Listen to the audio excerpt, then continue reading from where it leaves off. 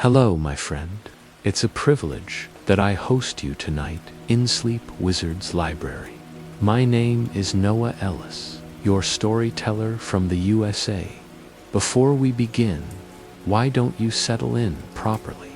If you have headphones nearby, slip them on gently. Adjust the volume until my voice feels like it's coming from just beside you. Can you hear that? A gentle rain is starting to fall outside your window. Pull your blanket up around your shoulders. Let it wrap you in warmth. Take a slow, deep breath with me now, in through your nose. Hold it for a moment and let it go softly through your mouth. Good. Now, close your eyes if you like and count 10 slow heartbeats with me. 1 to 3, feeling your body sink deeper. 4, 5, 6, letting the day's weight slip away. 7, 8, 9, and 10. There you are, safe and ready, when the world feels too sharp-edged and demanding. My friend Marcus and I had driven out there in his old station wagon, the one with the cracked vinyl seats that smelled perpetually of pine air freshener and coffee. We'd packed light, just our camping gear, a couple of worn sleeping bags, and enough food for 2 nights under the stars. The forest welcomed us like it always had, even after years away. I knew these paths the way you know the rhythm of your own breathing. My feet found the old deer trail without thinking, avoiding the same route that had tripped me when I was 7. Stepping over the creek at the narrow point where 3 flat stones made a natural bridge, Marcus followed behind, humming something under his breath, probably that Counting Crows song that had been on the radio all summer. We found our clearing just before 4 o'clock. It was smaller than I remembered, but then everything from childhood shrinks when you return to it as an adult. The ground was level enough, carpeted with old pine needles. I set down my pack and stretched, feeling my spine pop in 3 places. "This is it?" Marcus asked, turning in a slow circle. "Your secret spot. This is it." It was my father's old Coleman olive green canvas that had seen better decades. The brass grommets were tarnished, and there was a patch near the door where he'd repaired a tear with dental floss, his practical solution to everything. I ran my thumb over those careful stitches and felt something tighten in my chest. We worked in comfortable silence, the kind that comes from years of friendship. Marcus hammered in the stakes with flat rocks while I threaded the poles through their sleeves. The canvas made that particular whisking sound as it slid along the aluminum, a sound that always made me think of wind through wheat fields. When we pulled the tent taut, it stood perfectly, a small green refuge against the vastness of the forest. Our camping chairs were next. Mine was burgundy vinyl, with a cup holder that never quite held cups steady. And Marcus had that blue-striped beach chair he bought at a yard sale. We positioned them facing where we'd build our fire, then stood back to admire our work. The campsite looked good, looked right. You could tell people had been here before by the ring of blackened stones, the earth worn smooth in a perfect circle. "We need wood," Marcus said, and I nodded. The sky was still bright, though the light had that honey quality that meant evening wasn't far off. We each grabbed a canvas bag, another relic from my father's collection, and headed into the trees. The forest floor was damp from yesterday's rain. but we found plenty of dead branches caught in the understory, suspended above the wet ground. I remember the satisfying crack as we broke them into manageable pieces, the way the bark left gray dust on our palms. Marcus found a beautiful piece of birch, the white bark curling like parchment paper. "This'll catch nice," he said, tucking it carefully into his bag. That's when I noticed the change in the air. You know how it feels before a storm? That electric heaviness, the way birds suddenly go quiet. The leaves above us began to shiver, showing their pale undersides.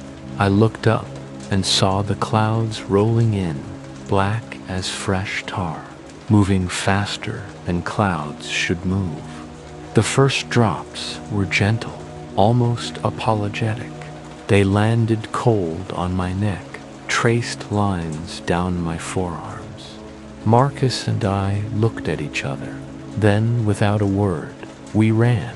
Our bags of wood bumped against our legs as we sprinted back to camp, laughing like kids caught in a summer shower. By the time we reached the tent, the rain had found its rhythm, steady, insistent, drumming on the canvas above our heads. We dove inside, breathless and slightly damp.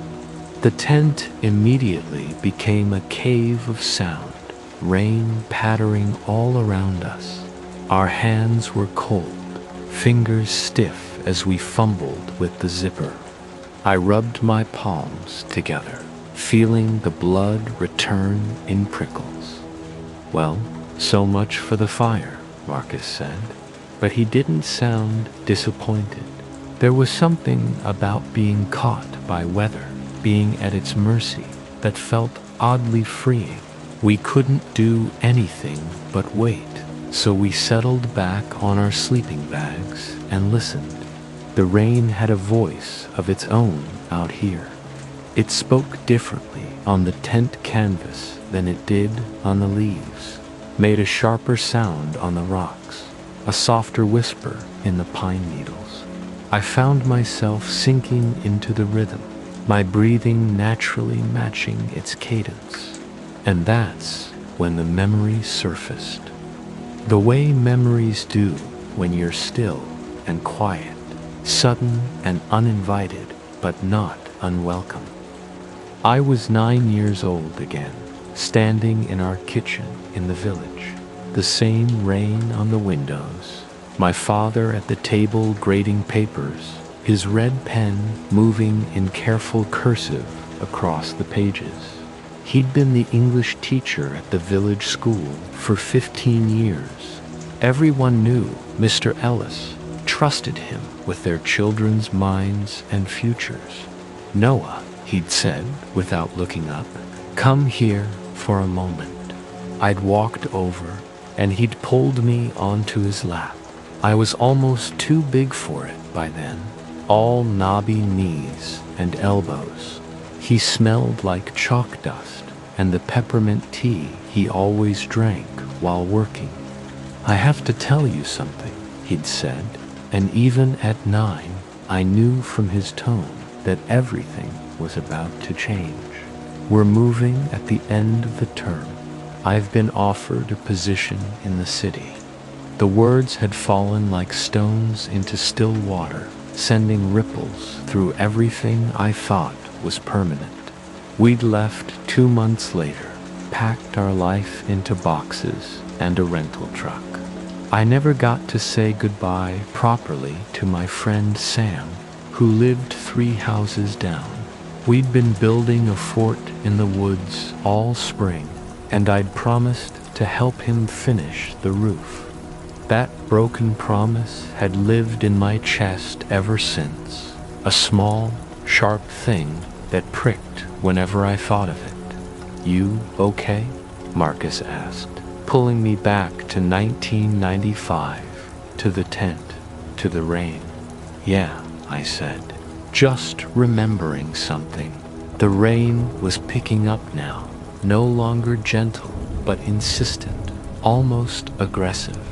We could hear it rushing through the canopy, creating tiny waterfalls off the edges of leaves. Then, through all that water music, came another sound, mechanical, grinding, definitely out of place. Is that an engine? Marcus sat up, tilting his head. It was. Somewhere not far from us, a vehicle was moving through the forest on one of the old logging roads. The sound grew closer, then stopped, started again, stopped. We looked at each other. Without discussing it, we unzipped the tent and peered out into the gray rain. Through the trees, maybe 50 yards away, we could make out the shape of a jeep, one of those old military surplus ones, more rust than paint. It was stuck, wheels spinning in the mud, going nowhere. Should we help? I asked, though we were both already pulling on our jackets. Mine was that yellow rubber raincoat that everyone seemed to own in the 90s, the kind that never quite kept you dry, but at least made you visible. We jogged through the rain toward the jeep. The driver was an older man, probably in his 60s, wearing a wool cap pulled low and a canvas jacket that had seen decades of weather. He was out of the vehicle, examining the rear wheel that had sunk into a particularly soft patch of ground. "Need a hand?" I called out. He looked up, rain running off the brim of his cap. His face was weathered, deeply lined, with the kind of tan that comes from working outside year-round. "Wouldn't say no," he replied, his voice carrying that particular rural cadence I remembered from childhood, where words were precious and not to be wasted. We introduced ourselves quickly, Rain making elaborate pleasantries impossible. His name was Edgar. He worked the forest, cutting deadwood, selling firewood to the villages, burning the slash piles when the Forest Service contracted him. His hands, when he shook ours, were rough as bark. "Were you boys camping?" he asked, as we positioned ourselves behind the jeep. "Just up that way," Marcus pointed. "In the old clearing, in this weather." Edgar shook his head. "You'll catch your death. Look, let's get this thing free. Then I'll run you to the village. You can catch a room at the inn. Wait out the storm." We pushed while he drove, the jeep rocking forward and back, tires spitting mud. On the third try, it lurched free, sliding forward onto firmer ground. We were all thoroughly soaked by then, water running down our necks, pooling in our boots. "Get in," Edgar said. Not a question, but not quite an order either. Something in between, the way people who are used to being practical about things speak. Marcus and I exchanged a glance. We went back quickly to grab our packs from the tent, leaving everything else for later, and climbed into the jeep. The seats were cracked leather, patched with duct tape. It smelled of motor oil, wet wool, and something else. Pipe tobacco, maybe, or just the accumulated scent of years of honest work. Edgar drove carefully, navigating the forest road with the automatic precision of someone who'd driven it hundreds of times. The wipers squeaked across the windshield in a rhythm that was almost hypnotic. Rain drummed on the metal roof, a sound that made me feel oddly safe, contained. "You from around here?" Edgar asked after a while, glancing at me in the rearview mirror. I said. "My family lived in the village when I was young. We moved when I was 9. He nodded slowly. What was your family name, Ellis? My father taught at the school. Edgar's hands tightened slightly on the steering wheel. He was quiet for a long moment. Then, Robert Ellis taught English. Yes, I said, surprised. You knew him. I did. Another pause, longer this time. The Jeep rumbled on through the rain. Good man, your father. We played chess sometimes, Friday evenings, at the pub. He always won, but he never made you feel stupid about it. Something warm bloomed in my chest. It was strange, hearing about my father from someone else's memory, seeing him through different eyes. When you left, it was sudden, Edgar continued. One term he was there, the next, gone. The school had to scramble for a replacement. The job in the city came up quickly, I said, though even as I said it, I wondered if that was the whole truth. My parents had been tense that spring, conversations stopping when I entered rooms. The village appeared through the rain like something from a dream. The buildings looked exactly as I remembered. Stone cottages with slate roofs, windows glowing yellow against the gray day. Edgar drove past the school where my father had taught. It was smaller than my memory had made it, just a 2-story brick building with a bell tower that probably didn't work anymore. Listen, Edgar said, as we drove through the village square. The inn's likely full. There's some festival this weekend, but I've got room at my place. If you don't mind, simple accommodations. Hot meal, dry beds. You can weather out the storm. Head back to your camp in the morning. Marcus looked at me. I thought about it for maybe 3 seconds. There was something in Edgar's voice, not quite loneliness, but a kind of openness that suggested he didn't make this offer often. That's very kind, I said. We'd be grateful. Edgar's house sat at the edge of the village, where the cobblestones gave way to dirt road, where civilization conceded to forest. It was built from massive stone blocks, the kind they don't use anymore, each one probably weighing more than a man. The windows were deep set, the roof thick slate. Smoke rose from a chimney despite the rain, a gray thread against the darker sky. Built in 1843, Edgar said as we pulled up. Been in my family since 1920. We rushed from the Jeep to the heavy wooden door, which Edgar opened with an iron key that looked like something from a museum. Inside, the house revealed itself slowly, like a story told in the right order. The entrance hall was stone-floored, worn smooth by generations of footsteps.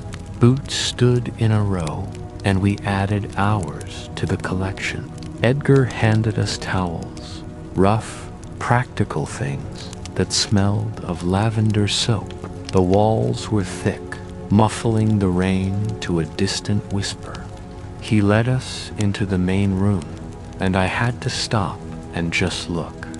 A massive hearth dominated one wall, flanked by 2 carved wooden columns that reached the ceiling. The carving was intricate vines and birds, and something that might have been words in a language I didn't recognize. A fire crackled in the grate, casting dancing shadows across everything. The furniture was old, solid, made to last centuries. Wooden chairs carved from single pieces of oak, their arms worn smooth and dark from countless hands. A table that could have seated 12, but held only a single place setting. Shelves of books, their spines faded to illegibility, and on one wall, set into the stone like it had always been there, a shallow basin that might once have held oil for a lamp, but now held only dust and shadow. "Sit," Edgar said, gesturing to chairs near the fire. "I'll make tea." He disappeared into what must have been the kitchen. Marcus and I sat, still damp, despite the towels, feeling the fire's warmth seep into our bones.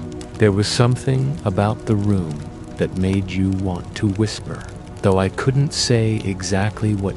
Edgar had an odd way of moving. I noticed when he returned. He'd pause at doorways, just for a second, as if listening for something. His left hand would touch the wall, briefly, a gesture so automatic he probably didn't know he did it. When he handed us our tea in heavy ceramic mugs that felt handmade, his fingers lingered on the handles a moment longer than necessary. Marcus noticed it too. I saw him watching Edgar with that careful attention he usually reserved for difficult climbing routes or complicated knots. But there was nothing threatening in Edgar's manner, just something ... other, like he was following rules we didn't know existed. "You boys hungry?" Edgar asked, and without waiting for an answer, began pulling things from a cupboard.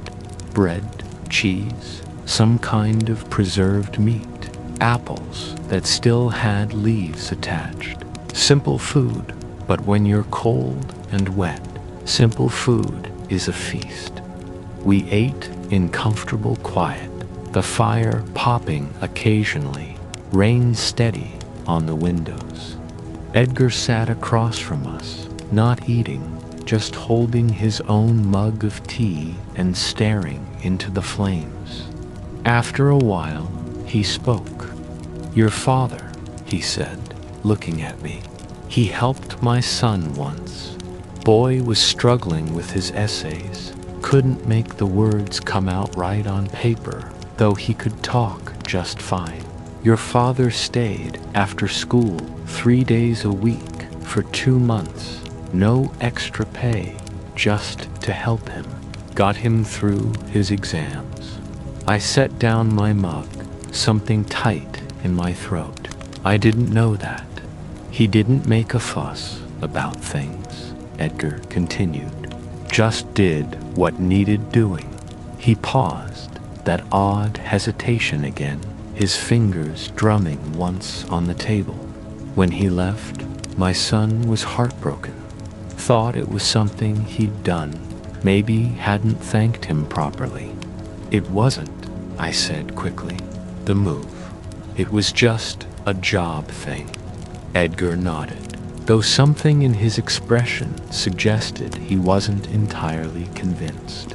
He stood, that strange touch to the wall again, as he passed through the doorway. "Let me show you where you'll sleep." The room he led us to was up a narrow staircase, the steps worn in the center from centuries of footfalls. The bedroom was simple but comfortable. 2 single beds with iron frames, a wash basin and pitcher on a wooden stand, an old oil lamp converted to electricity. On the walls hung to paintings, so faded you could barely make out the subjects, maybe landscapes, maybe something else entirely. The beds were made up with heavy quilts that smelled of cedar. When I sat on mine, it creaked softly, a sound that was somehow reassuring. The mattress was firm, filled with something that wasn't quite modern, but wasn't quite straw either. "Take your time settling in," Edgar said from the doorway. "I'll be downstairs when you're ready." After he left, Marcus and I changed into dry clothes from our packs. The rain had softened to a steady patter, less urgent now, more like a lullaby. "You're safe here. I want you to know that." Whatever weight you're carrying from your own day, you can set it down for now. When we went back downstairs, we found Edgar sitting in one of those carved chairs, a photo album open on his lap. He looked up when we entered, and for the first time, smiled just a small thing, a slight lifting at the corners of his mouth, but it transformed his face. "Thought you might like to see these," he said, turning the album toward us. From the village festivals, years back, the photographs were black and white, some starting to yellow at the edges.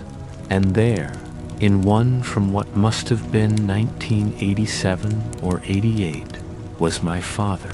He was standing with a group of men outside the pub, a chessboard visible on the table beside them. He was laughing at something, his head thrown back, more relaxed than I'd ever seen him. "That was the night he finally let me win one," Edgar said, touching the photo gently. "Course, I found out later he'd been drinking whiskey while I stuck to beer, so maybe it doesn't count." We sat there for hours, the three of us, as Edgar told stories about the village, about my father, about the small moments that make up a life. He told us about the time someone's sheep got loose and my father helped round them up, ending up covered in mud but laughing. About the Christmas play where my father had to fill in as narrator at the last minute when the student got stage fright. About the chess games that were really just excuses for conversations about books, ideas, the way the world was changing, and slowly that strange hesitation of Edgar's began to make sense. He'd touched the wall by the doorway because his wife had done that, checking for drafts in the old house, and he'd taken up the habit after she passed. The pause before entering rooms was listening for his son's voice. Though the boy, a man now, lived in London, the lingering over the tea mugs was just age, joints that didn't move as quickly as they once did. What had seemed odd was just loneliness, worn smooth by routine. "Your father," Edgar said, as the fire burned lower.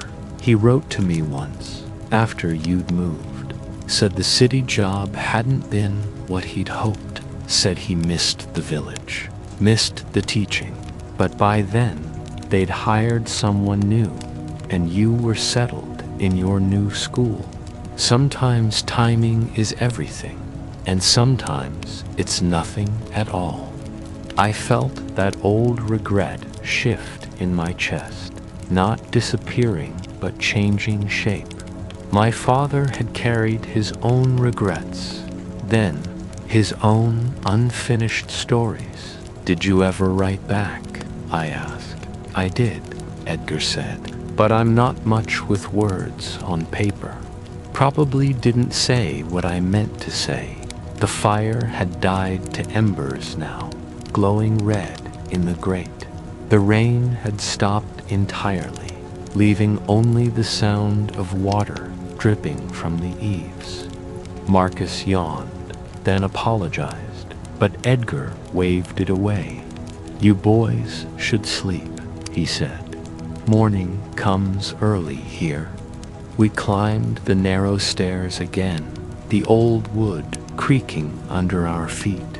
In the bedroom, the lamp cast a warm pool of light that didn't quite reach the corners. I lay down on the bed, feeling the quilt settle over me like a blessing. The mattress accepted my weight, shaped itself to my body. Through the window, I could see stars beginning to appear between the breaking clouds. Marcus fell asleep almost immediately. I could tell by how his breathing changed, became deeper and more regular. But I lay awake, thinking about my father, about Edgar. about the way lives intersect and separate, and sometimes, if you're lucky, intersect again. I thought about Sam and the unfinished fort.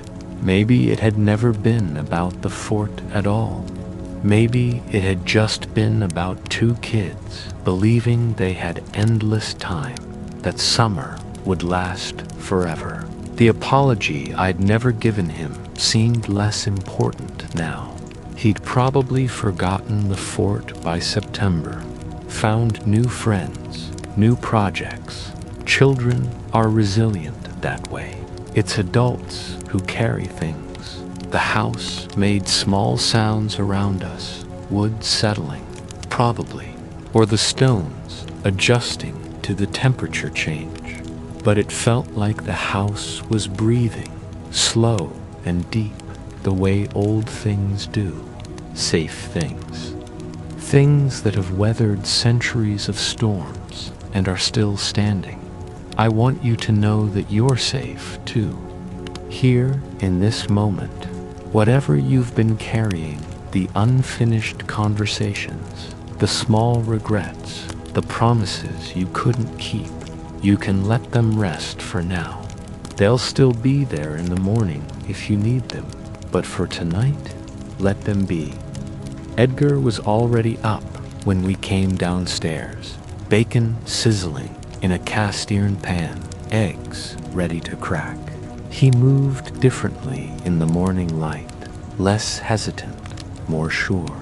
The strange pauses were still there, but they seemed purposeful now, like punctuation in a well-written sentence. "Sleep well?" he asked, and when we nodded, he smiled that small smile again.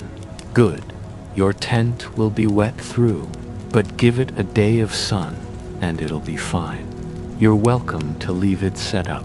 Come back whenever you like. Forest doesn't get many visitors who remember it from before." After breakfast, he drove us back to our campsite. The forest looked different in the morning light, greener, somehow more alive. Water drops caught the sun like tiny prisms. Our tent had survived the storm, though everything was indeed soaked. We'd have to come back for it, as Edgar suggested. "Thank you," I said as we got out of the Jeep. "For everything." Edgar nodded, started to drive away, then stopped, reversed back to where we stood. "Your father," he called out the window. "He'd be proud of who you became, I can tell. You've got his kindness in you." Then he was gone, the Jeep disappearing into the forest, leaving Marcus and me standing in the clearing with the sun warming our faces. The next weekend, to collect our camping gear, Edgar was there, invited us in for tea. It became a ritual for a while, until life got busy, until the distance became too much. But I still think about that night sometimes, about the stone house and the fire, and the stories that connected me to a father I thought I'd known completely. And now, my friend, as you lie there listening to my voice, I want you to feel what I felt that night in Edgar's house.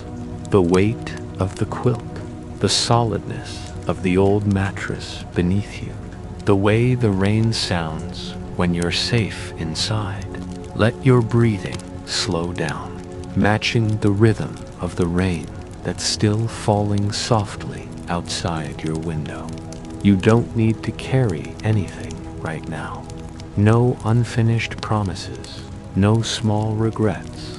Just let yourself rest the way I did that night, knowing that morning will come gently, that the world will wait for you.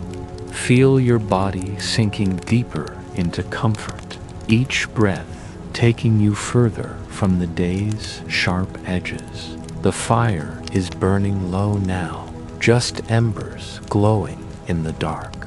The house is breathing around you, slow and steady.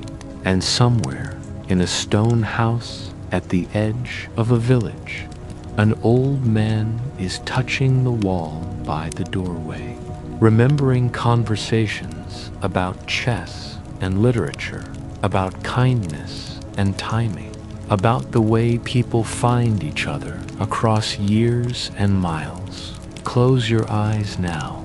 Let the last of the day slip away. You're safe, you're warm, you're exactly where you need to be. And sleep, when it comes, will be gentle as rain, soft as memory, deep as the forest itself. Rest now, rest.